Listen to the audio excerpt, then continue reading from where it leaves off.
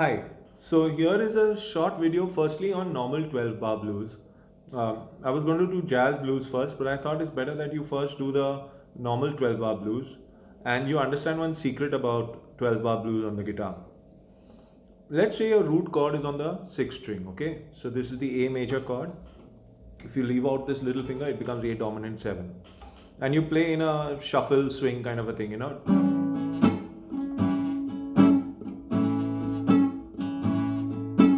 So this was 2 bars, okay? 1 and 2, 3, 4, 1, 2, 3, 4. And you know the 12 bar blues, root chord gets 4 bars. So 1, 2, 3, 4, 1, 2, 3, 4, 1, 2, 3, 4, 1, 2, 3, 4. Now always the cool part is that the fourth chord always comes below. So if you remember this position, you're playing D dominant 7. You started with A dominant 7 and just below the root chord is always the fourth chord on the 5th string. Root chord on the 6th string, then just below it is the fourth chord on the 5th string. Don't get confused. The fourth chord and it just comes on the 5th string. Okay, and then you go 1, 2, 3, 4, 1, 2, 3, 4. And then you come back up to A dominant 7 for 2 bars. 1, 2, 3, 4, 1, 2, 3, 4.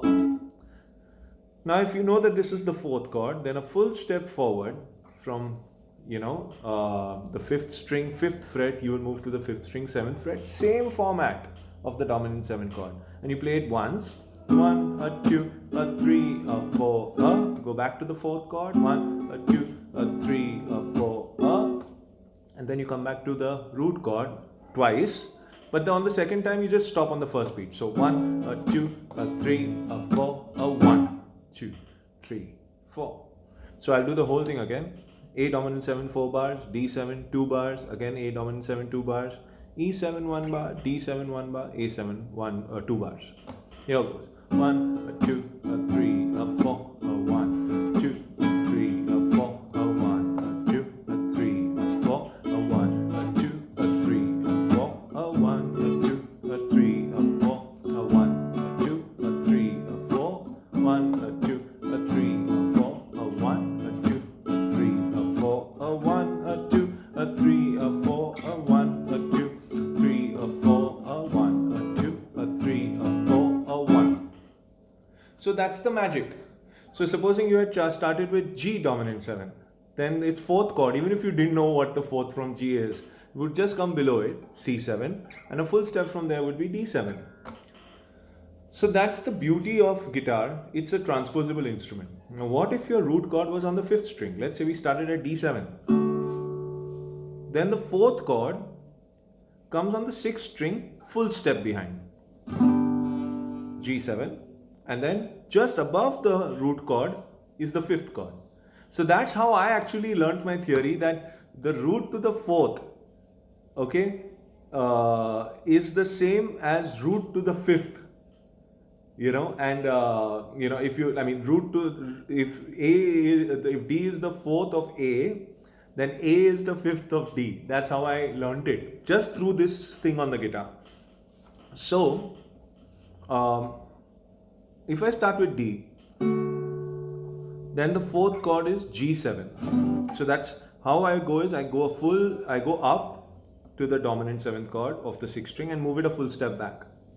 Okay, so I have D7, 3, 4, 1, 2, 3, 4, 1, 2, 3, 4, 1, 2, 3, 4. Then I go to the fourth chord, which is on the 6th string. 1, 2, 3, 4. Come back to the root chord. 3, 4, 1, 2, 3, 4. This middle finger, ignore it. I'm just doing it so that I don't play this extra 6th string if it's not required. Then 5th chord. 1, 2, 3, 4, 1, 2, 3, 4, 1, 2, 3, 4, 1. So now you know how to play a blues from the 5th string as well, and with the shortcut. So practice the 12 bar blues, and always when you go from the 5th to the 4th chord, you can always play a chromatic. 1, 2, 3, 4, 1, 2,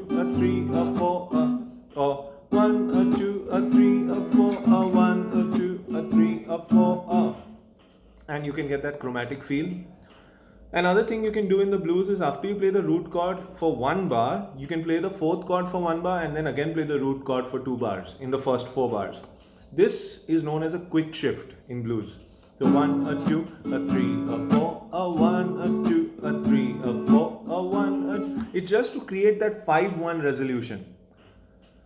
So try this 12 bar blues and then it'll be interesting to see how this breaks down further into jazz blues. Another tip I wanted to give is instead of playing D7, you could play D9.